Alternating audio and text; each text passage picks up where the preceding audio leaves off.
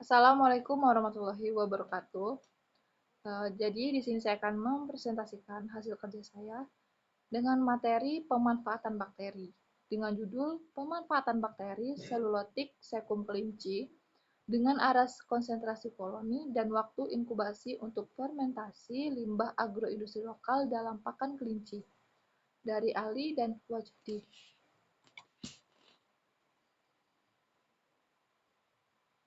Sebelum melanjutkan presentasi saya, sebaiknya saya izin memperkenalkan diri terlebih dahulu.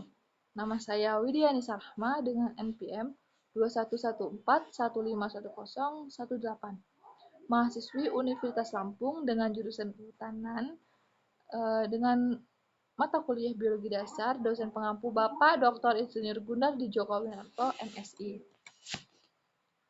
Nah, limbah yang akan digunakan pada penelitian ini yaitu limbah agroindustri lokal, yaitu diantaranya kulit daging kelapa, kulit biji kedelai, onggok, ampas apel, dan ampas tahu. Penelitian ini menggunakan limbah agroindustri lokal karena yang pertama itu karena melimpah, dan yang kedua itu sudah tidak terpakai, selanjutnya berpotensi sebagai pakan kelinci, dan yang terakhir sebagai sumber energi bagi kelinci. Nah, bagaimana sih cara menggunakannya? Jadi, sebelum dikonsumsi oleh kelinci, maka diolah dulu melalui biofermentasi agar mendapatkan hasil yang tidak tengik dan lebih palatable.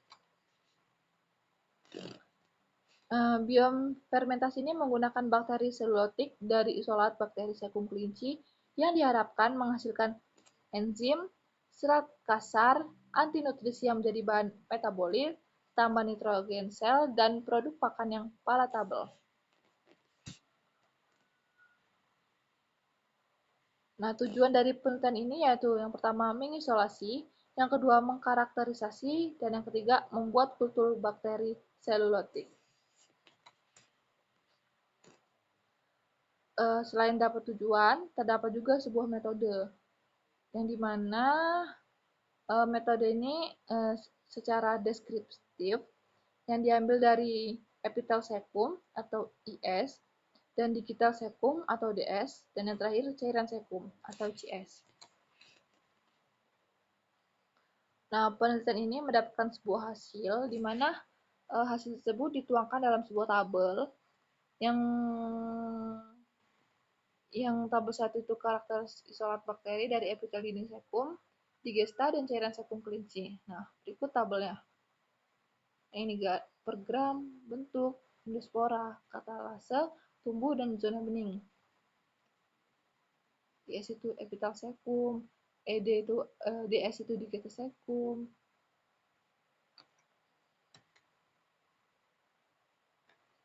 Pada hasil tersebut menunjukkan karakterisasi isolat bakteri yang bersifat gram positif, tidak membentuk spora, katalis negatif, dan berbentuk basil. Nah, yang kedua itu hasil kandungan BO, PK, LK, dan SK dalam KKOF. Nah, berikut tabel dari kandungan tersebut. Ini BO, ini PK, ini LK, dan ini SK, yang dinyatakan dalam sebuah persen.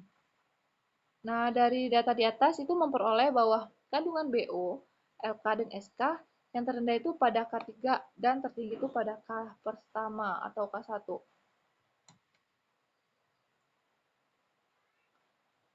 Bakteri selulotik tersebut mensekresi enzim selulase, yaitu untuk mencegah selulosa menjadi selubiosa, memecah glukosa yang dapat menyediakan nutrien bagi ternak, dan mendegradasi selulosa yang merupakan komponen SK. Selain itu, terdapat interaksi dari pencampuran atau kombinasi pada kandungan tersebut yang menghasilkan sebuah data sebagai berikut. Ini kandungan BO, kandungan PK, kandungan SK, dan kandungan LK.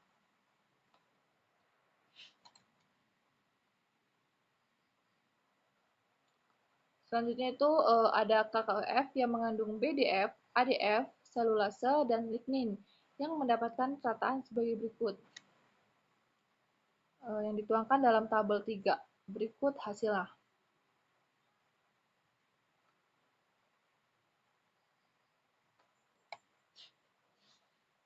Nah, aktivitas mikroba selotik ini dapat mensekresikan sebuah enzim, yaitu enzim endoglukanase atau memecah ikatan hidrogen.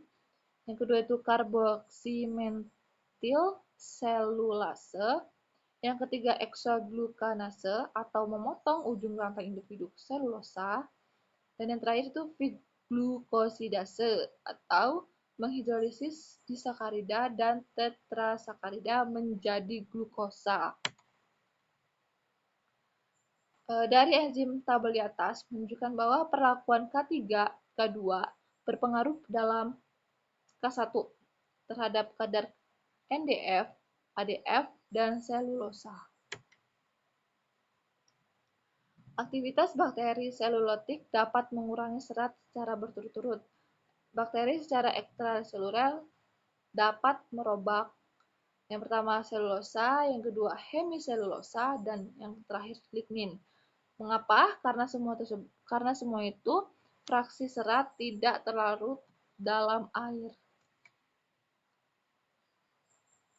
Nah, perombakan hemiselulosa itu memerlukan berbagai macam enzim hidrolitik, yaitu yang pertama endo-1, yang kedua forficilinase atau endoxilinase, yang ketiga acetyl-eksterase, yang keempat aglukuronidase, dan yang terakhir vikilosidase.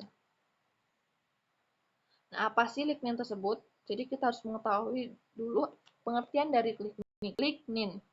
Jadi lignin itu mempunyai ikatan glikosidik. Lignin itu merupakan faktor paling penting dalam membatasi ketersediaan pakan, khususnya untuk hewan herbivora. Dan lignin itu membentuk struktur polimer 3 dimensi dan terdapat pada batang kayu dan rumput-rumputan. Jadi lignin itu hanya terdapat pada batang kayu dan rumput-rumputan saja. Baiklah, dari penjelasan saya tadi dapat disimpulkan bahwa isolat bakteri selulotik dari sekum yang paling kuat adalah dari sampel epitel dinding sekum dan digestif sekum yang bersifat garam positif, tidak membentuk spora, katalase negatif, dan berbentuk basil.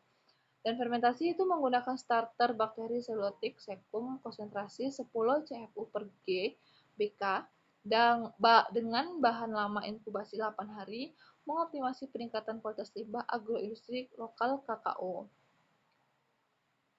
Nah, saran dalam penelitian ini adalah uji biologis penggunaan produk pakan fermentasi limbah agroindustri lokal KKUF untuk optimasi performa kelinci dan nilai ekonomis. Gunakanlah pakan secara in vivo. Ini sumber yang saya pakai untuk mempresentasikan hasil kerja saya, yaitu dari Ali dan Wadi dengan judul pemanfaatan bakteri selulotik sekum kelinci dengan aras konsentrasi koloni dan waktu inkubasi untuk fermentasi limbah agroindustri lokal dalam pakan kelinci. Jurnalnya dari Sains Peternakan nomor 12 volume 2 dengan halaman 94 sampai 100. Baik, terima kasih. Apabila terdapat salah kata, salah pengucapan maupun salah penulisan, saya mohon maaf dan kepada Allah saya mohon ampun. Sekian dari saya. Wassalamualaikum warahmatullahi wabarakatuh.